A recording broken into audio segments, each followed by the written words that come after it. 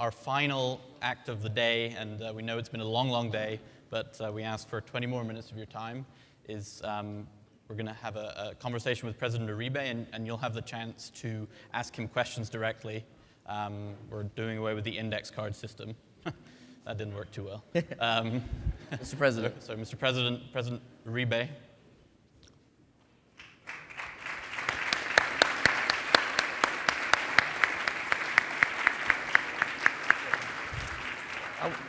I want to say something about President Uribe. He entrusted a 26-year-old and a 24-year-old and was kind enough to join our board as a young organization, as did President Kwasniewski, and their loyalty to us has been unparalleled. Thank you. No, thank you, Matthew. Thank you for inviting me.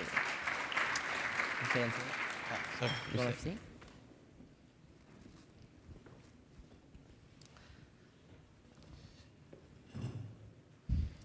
So, President Uribe, thank you so much. I'll ask the first question, and then we'll go to the audience. There should be runners for the microphones. Yep. Colombia, you were the President of Colombia from 2002 to 2010. When you became the President of Colombia, things were very bad, to put it very simply. And when you left, the country was transformed. If you could talk specifically about how public-private partnerships helped you achieve that, and how important they were to that goal. Thank you, Nicholas and Matthews. Thank you for inviting me again, and congratulations for this great endeavor. And I want to greet my colleague, the former president, or Barso, who is here with us. We engage many people in looking for security.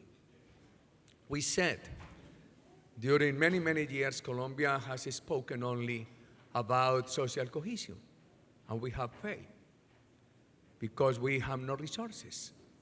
And we have no resources because the high level of violence. Therefore, we created a popular coalition before the construction of the political coalition. At the beginning, 1 million Colombians became collaborators of our police, and we got short victories. And the more short victories we got, the more people came to participate in this public-private joint action in my country. So I think we have some questions from the audience.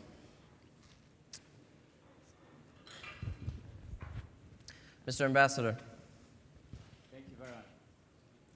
President Uribe, I served in your country as ambassador. I'm a big admirer of your leadership. In one of our meetings, actually, in your country, you told me that leadership is about changing public opinion, not following public opinion. In the light of increased tendency in the United States to reduce foreign aid and focus more in the United States, what will be your advice on what step to take to change the public perception instead of following it? The public perception on foreign aid, on staying engaged in the international arena instead of coming back and focusing at home. It is necessary to have more than foreign aid, foreign help. For instance, when Plan Colombia began under President Clinton presidency and my predecessor, President Pastrana, the United States contributed with $1 billion. This year with $300 million. During the same time, the security budget in my country has passed from 8 billion to more than 11 billion. But cooperation, for instance, against narco-trafficking is not a question of requesting United States aid. It is a question of domestic political determination. And it is, I have said that the United States has given a great example of co-responsibility to defeating this problem And what the United States has done with Colombia is the same Colombia should do with Central American countries. And many European countries should do for helping our region as a whole. More than speaking on foreign aid, we need to speak about co-responsibility to tackle universal problems.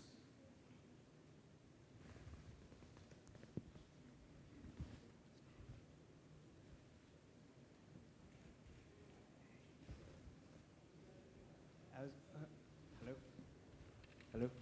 Right. I was wondering if you could tell us. Slowly, please. Yes, sorry. I was wondering if you could tell us some of the lessons learned or perhaps critical success factors in the efforts that you led for public-private partnerships in early childhood education and how those partnerships led to achieving success for women accessing the labor markets in Colombia. In education, Early childhood education. Berlin. Public-private partnerships in education and how they've benefited Colombia. We work three pillars in our government: security with democratic values, investment promotion, and at the same time social cohesion. And the leading policy in social cohesion was education. First, during the 100 years before our administration, Colombia had 126 ministers of education, more than one per year. During our 8 years, we had one single minister, an outstanding lady. And I didn't know her political approach, but I knew how excellently she performed. And she did a magnificent job. For instance, we created a private body for advising our projects on education. It operated during the 8 years. The private sector said to us frequently how we were performing. It was very important. Second, Colombia is the leading country in South America at this moment in vocational training. At the beginning of our administration, we trained 1 million workers per year. At the end, 8 million workers. But the possibility for them to find jobs at the beginning was 42%, at the end over 90%. And to match the employer's needs with the workers' skills, we put in place a joint action between this institution and the private sector. And the private sector and this institution agree on what skills we were in need to promote in this institution. It was an excellent experience. We have many joint actions with the public, with the private sector in education. One last item. With the many NGOs, we expanded coverage. For instance, we transfer money to them for them to build schools. And we pay for every student. And we evaluated the comparison between their performance and the public school performance. And this joint action yield excellent results. Many private-public associations in education in my country.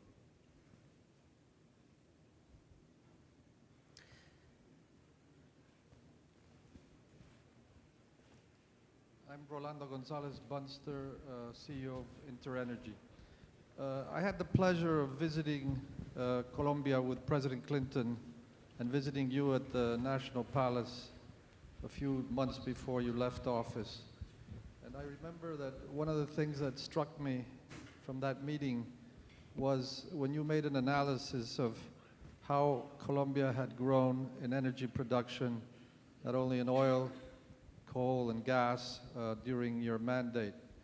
And you also mentioned how diversification in energy production had taken place through the incentives given to palm oil and others. I wonder if you would like to comment on what were the incentives that you believe made it possible for you to grow energy production to such levels? Thank you. Colombia never had a hyperinflation and never incurred in problems with public indebtedness. However, Colombia had a very low rate of investment. My explanation is because the high level of violence. I was said by my predecessor, be prepared, because for the year 2008, this country will lose self-sufficiency in oil production. To supply the domestic demand consumption, we need 270,000 barrels per day. We introduced many reforms, and at this moment, Colombia is close to produce 1 million.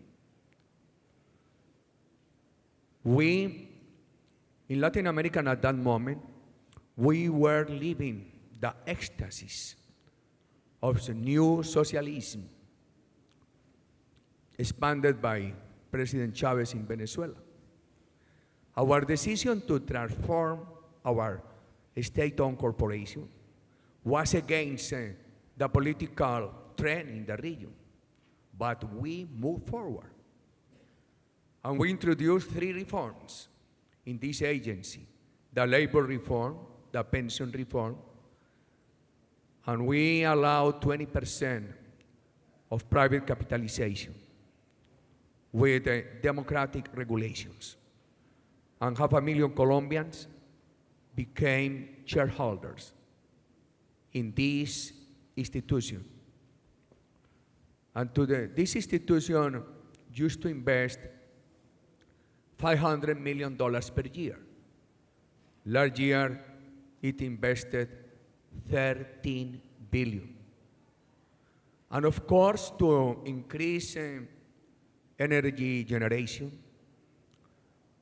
without creating risks for the fiscal accounting, we introduced these incentives. First, generators do not pay the ordinary income corporate tax of 33%. They pay 15%. And they have not to pay value-added tax to import their tools, their equipments. And they have a contract with the government guaranteeing a 20-year stable rules.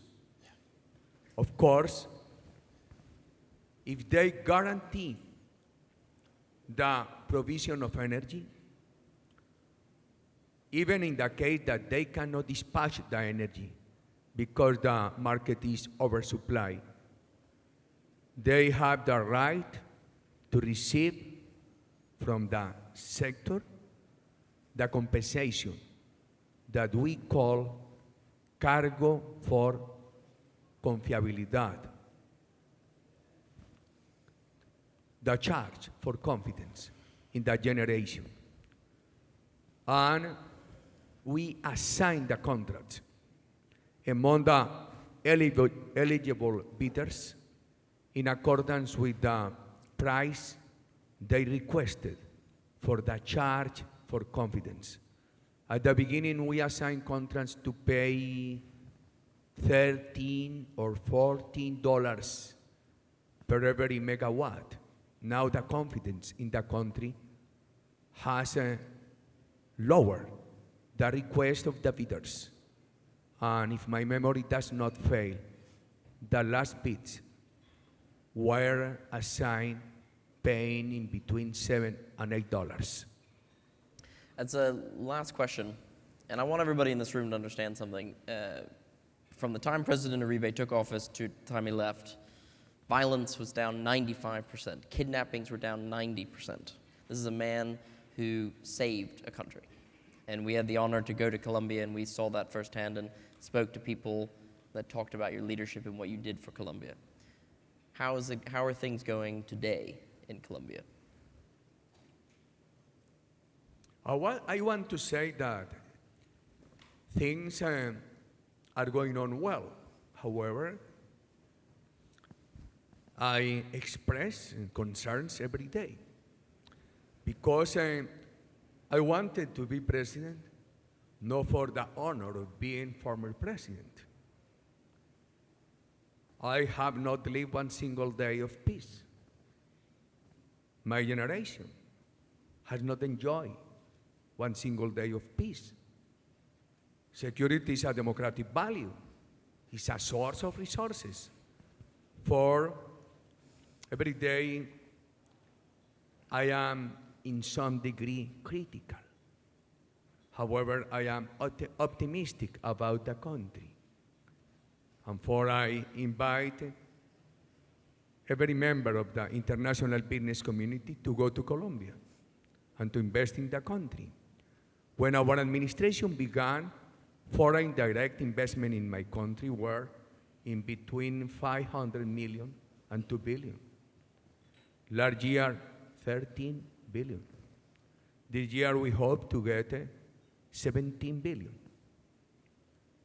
Inside the country, I am critical every day. But outside the country, I have to express to you that I am optimistic.